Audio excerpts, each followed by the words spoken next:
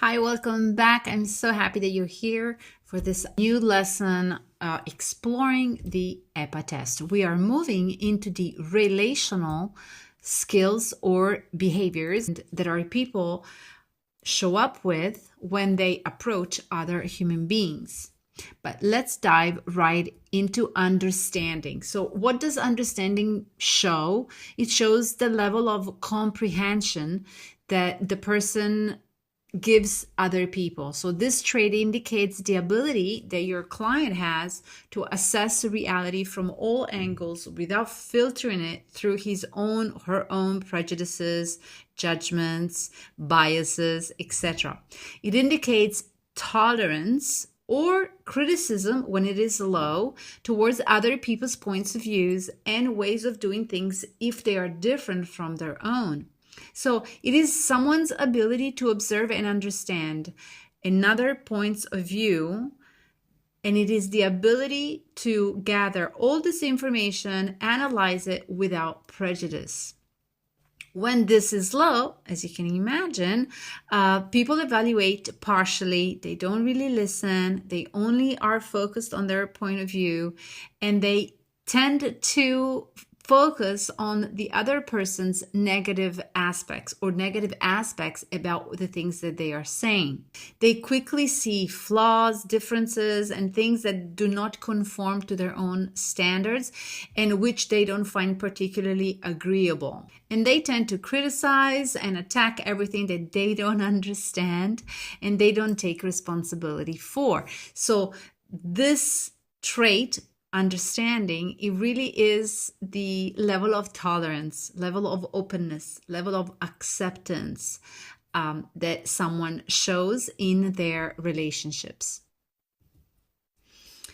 It is the heart of listening, in other words. The trait indicates the ability to observe from different points of view without introducing our own bias, or better yet, being aware of our own cognitive biases. We all have them, but because I know myself, take responsibility for my biases, then I don't let them influence me as I am in conversation or in relation with someone.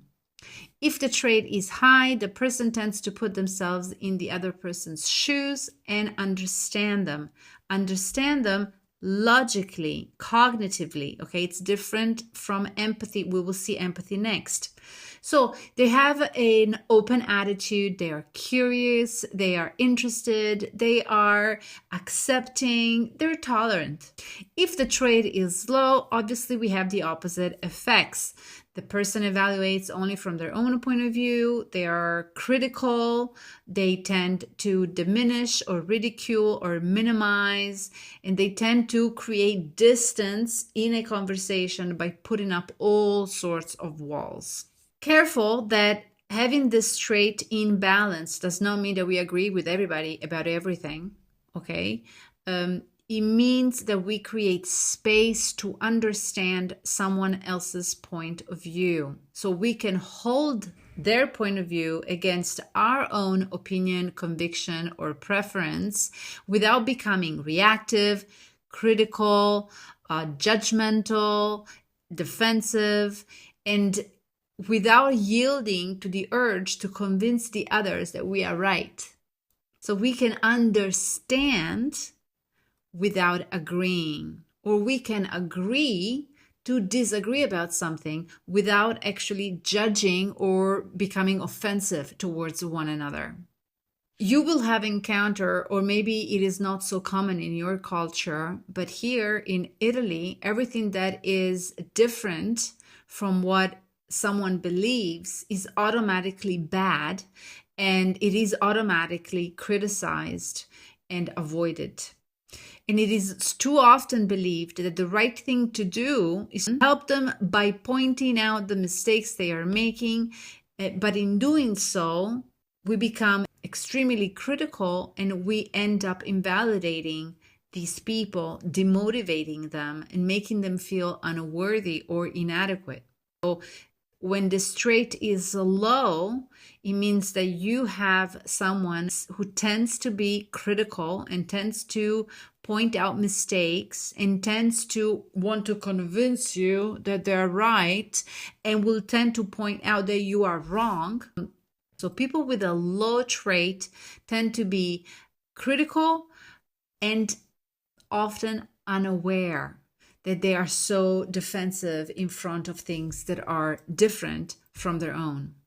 They hide often behind the concept of constructive criticism. But if we understood the real reasons behind another person's thoughts or behavior, which might be different from ours, rather than being critical, we would be inclined maybe to help them or to offer some sort of counsel or to enrich them with new information. People with a low understanding trait may say they understand, but they understand very little. And they tend to slip into criticism, and they tend to slip into judgment and discrimination and division. And they will reinforce this argument by asking questions like, why don't you understand? Why don't you think this way? Why do you think that way? In reality, it is them who do not understand. But we know this by looking at their test.